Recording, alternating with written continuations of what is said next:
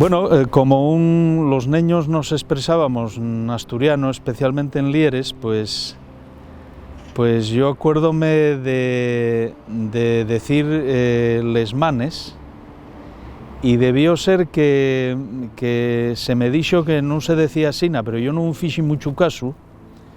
El caso ye que recibí un tirón de orelles gordo, vaya, de estos que manquen, ¿no? Por decir les manes, ¿no? Y son cosas que te queden en la memoria, ¿no?